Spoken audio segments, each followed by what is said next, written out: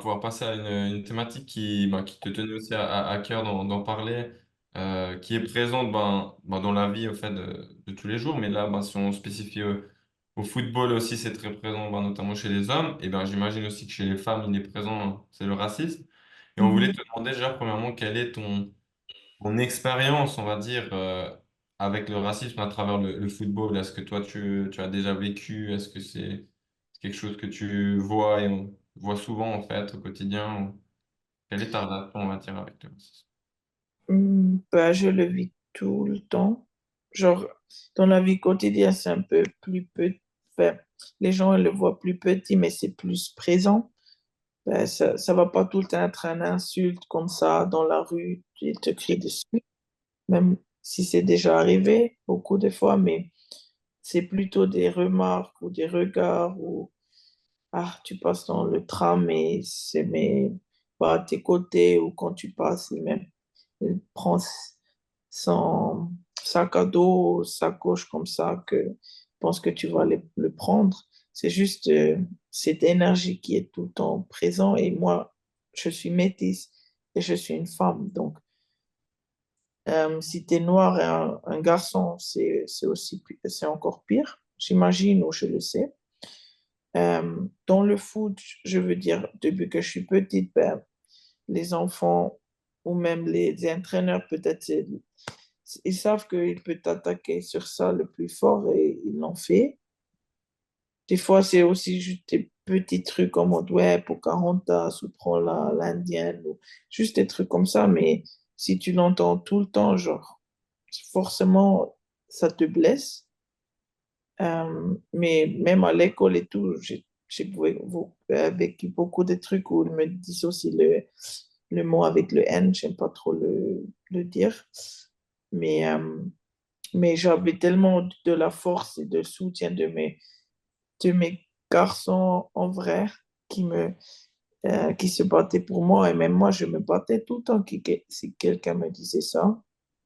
C'était ma réaction, c'est pas la bonne, mais quand tu es un enfant et tu as tellement des émotions, des fois tu sais pas les gérer. Et moi, je les ai gérées comme ça quand j'étais petite. Mais ouais, ça arrive souvent.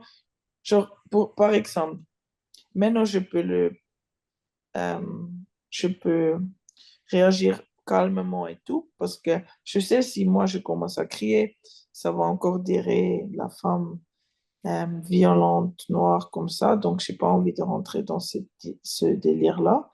Mais par exemple, la dernière fois, on est rentré de la sélection. La dernière fois, c'était après la Coupe du Monde cet été. Euh, oh non, c'était après l'Euro. Et j'étais avec, donc c'était il y a 2 ans. J'ai ramené ma petite sœur. Elle avait 12 ans avec moi à Paris, avec Mariam Terchoun, qui est algérienne à moitié.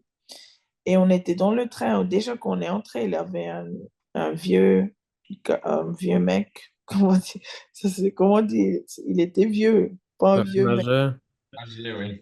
Oui, âgé, désolé. Mais voilà, avec sa femme. Et on est entré, on a senti le regard. Parce que des fois, c'est dur à expliquer parce que les gens ils disent non, il veut rien de mal, mais tu sens l'énergie, tu sens les regards et tu sens les petits comportements que c'est plus dur à le décrire parce qu'ils disent pas, hey, toi, c'est ça. Donc, les gens qui le ou qui sont pas concernés, ils disent des fois non, abuse pas. Mais tu veux que invente ça? J'ai pas envie de parler de ça en vrai. J'ai envie de passer mon voyage tranquille. Bref, on est rentré dans le train. Il est là, il fait des regards et tout, déjà ma petite sœur. Et ça, c'est dur. Après, Myriam, elle commence à me dire, mais Kumba, il a quoi? Pourquoi elle te regarde? Après, elle dit, pourquoi ce poubelle, il est sur le sol? Et nous on a dit, il était déjà là, mais tranquille, on va le remettre. Après, il y a une famille qui entre, qui était avec eux, avec un enfant handicapé. Et, euh, et ils disaient, c'est nos places là, dégagez et tout. Et moi, j'ai dit, on a 2 places ici, monsieur. Et Mary, elle était juste à côté jusqu'à quelqu'un vient. Et Mary, elle a pété un câble, elle a dit, mais tranquille, moi je vais dégager, vous pouvez venir ici, mais les témoins, mais vous, déjà, c'est sûr, vous n'avez pas des billets, et si moi je veux, je peux payer tous ces billets. Je dis, mais paye tout, tout le train si tu te sens sécurisé et tout. Mais moi, je suis restée calme parce qu'il avait ma petite sœur et j'avais pas envie euh, juste de me comporter comme ça. Et Mary, elle était tellement blessée parce que c'est la première fois, elle est aussi à moitié algérienne, mais c'est la première fois qu'elle a vraiment elle a vécu comme ça. Et après, la famille qui était avec eux, ils nous ont reconnu de l'euro. Ils ont dit, ah, ils étaient à côté de nous après, parce que Mary, elle est partie, elle se dit, ah, vous avez bien joué à l'euro. Mhm. Et du coup, il a commencé à capter, on est qui? Et il a dit, oui, pour la Suisse et tout. Et le mec, il est allé comme ça dans son siège, il était comme ça pendant 4 heures, il n'a plus rien dit. Et ça m'a juste montré que, ben, moi, j'ai encore la chance parce que peut-être quelques gens, ils me connaissent et j'ai peut-être une position un peu différente. Mais si tu n'as pas ça et moi, je le vis tout le temps, ben, c'est encore pire. Euh, Désolée, c'est un peu... Non, tu as bien fait, la voix que tu as parlé avec le cœur et c'est une histoire ben, importante, je pense que tu as pu nous raconter. Euh, et c'est vrai qu'on voit que, ben, comme tu dis, quand tu étais plus jeune, tu réagissais d'une certaine manière. Aujourd'hui, peut-être tu réagis différemment. Ce qui est normal en fait, parce que j'ose imaginer à quel point ça peut toucher, mais je voulais te demander, tu penses, c'est quoi en fait la bonne réaction à avoir en face de quelqu'un qui peut tenir ce genre de propos? C'est quoi une bonne réaction? Est-ce qu'il y en a une en fait? Le fait, moi, je trouve, si tu as tellement sensibilisé ton environnement et tu es avec des gens, si eux, ils disent, stop, tu dis quoi ça? Pourquoi tu l'attaques à cause de sa peau? Et c'est pas moi, je pense l'effet, comme j'ai dit avant, il est plus grand. Et moi, j'ai pas tout le temps cette énergie ou cette colère qui est en moi. Parce que si je réagirais tout le temps, ben, je suis vide. Et il faut quand même préserver son énergie. C'est pas qu'on doit rien dire. Mais si tu as quelqu'un avec toi qui connaît ton histoire et il va te défendre, je pense que ça va tellement aider euh, dans la société en général. En fait, quelque part, par peut-être ne pas répondre, entre guillemets, à la personne.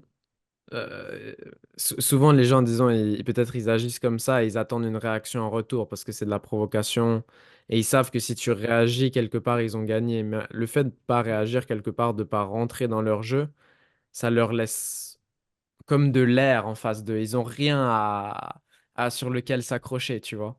Et peut-être Ouais. ça les fait passer au final pour, je dois rester poli et correct, mais ça les fait passer pour les personnes dans la mauvaise position, disons, Mhm. qui ont le mauvais état d'esprit.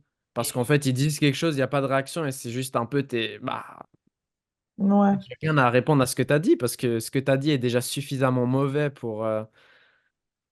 Pourquoi tu fais pas de commentaires? Ouais. C'est sûrement que des fois tu dois le faire, mais ça te prend tellement le cœur que c'est tellement dur de pas réagir. Et c'est pour ça, si je suis pas seule et j'ai quelqu'un qui me comprend, j'apprécie tellement si c'est la personne qui réagit, tu vois. Déjà, ils vont peut-être moins réagir avec l'émotion que tu as. Et en plus, les gens ils vont comprendre que bon, il y a aussi les gens qui sont pas que concernés, donc qui sont des minorités, ouais, en fait, on n'est pas, mais ils ont des origines différentes et tout. Si les autres gens, ils réagissent, ben, ils pensent, waouh, la société est en fait contre moi, et du coup, peut-être un jour, ils vont fermer leur bouche. Mhm. Désolé, mais Non, c'est intéressant et moi par rapport à ça, alors là c'est une idée de dire quand tu es accompagné, la personne avec toi peut montrer son soutien. Prenons l'exemple que si tu es tout seul, alors je ne vais pas comparer bien sûr donc des propos racistes à peut-être une insulte que moi par exemple je peux avoir une insulte tu sais sur le physique ou bien sur je ne sais quoi d'autre, c'est pas comparable mais souvent. pense que c'est la réaction à avoir au final. De se préparer mentalement au fait qu'il y aura de toute façon des gens qui vont te critiquer, qui vont t'insulter probablement. Et la clé peut-être, c'est de se préparer et de ne pas se laisser toucher par ces personnes. Tu sais, c'est genre de créer une bulle autour de toi que peu importe ce que les gens disent autour de moi, ça ne m'attend pas. Moi, je sais ce que je vaux, je sais qui je suis. Et à certaines personnes, tu pourras faire énormément de choses. Peut-être tu n'arriveras pas à les changer. Ouais, c'est vrai. C'est pour ça, avant, je rentrais dans toutes les discussions, dans tous les trucs, parce que j'étais en mode, mais c'est pas. Non, tu peux pas dire ça. Mais à la fin, il y a des gens, tu peux jamais changer. Ils ont, ils ont juste, je sais pas comment tu peux déjà penser des trucs comme ça, et ils ont pas envie de changer. Donc, faut pas leur donner tout le temps une réaction. Mais il y a peut-être des fois que tu as vécu ça trois, quatre fois dans, je sais pas, une journée, une semaine. Donc, c'est aussi OK de réagir. Tu vois ce que je veux dire? Tu peux pas tout le temps euh, pas réagir. Et c'est pour ça, si des gens ils te comprennent et ils te défendent, ça enlève un peu un poids de toi et tu partages un peu ce poids. Et bien que je partage totalement ce que tu dis, j'allais rajouter par-dessus, est-ce que c'est pas en fin de compte la réponse la plus noble et la plus juste de simplement être, incarner les valeurs opposées d'une personne qui se comporte comme ça? Donc être le bon exemple et toi influencer les gens autour de toi positivement pour montrer le bon exemple et propager quelque part l'amour ou la paix plutôt que la haine. Mhm. C'est ça, exactement, parce qu'à la fin, ça te touche trop et ça, c'est toi aussi qui dois vivre avec cette haine. Et des fois, tu peux pas comprendre les gens pourquoi ils sont comme ça. Peut-être les générations, eux, la haine, ils n'ont rien à faire dans leur vie. Et ben, ils ont juste envie de t'attaquer comme sur les réseaux. Tu sais même pas c'est qui.